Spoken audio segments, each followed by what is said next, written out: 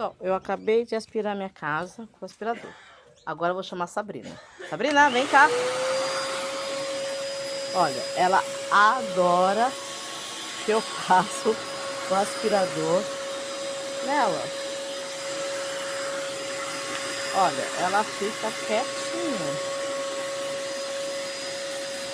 Ela ama ser aspirada.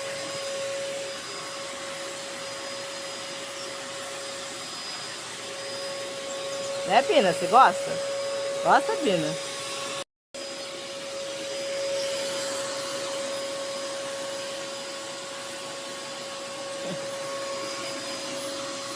Fica aí quietinha. Quieta.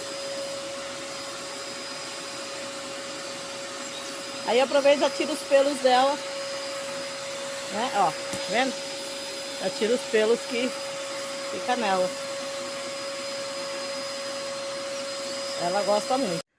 Olha o tanto de pelo que eu tirei da Bina. Bina! Tá comendo ração agora. Bina, você gostou de ser aspirada? Gostou? Eu acho que sim, gente. A Bina tem uma cabaninha, ó.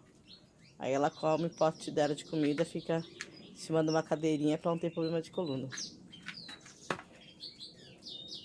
Tchau, pessoal.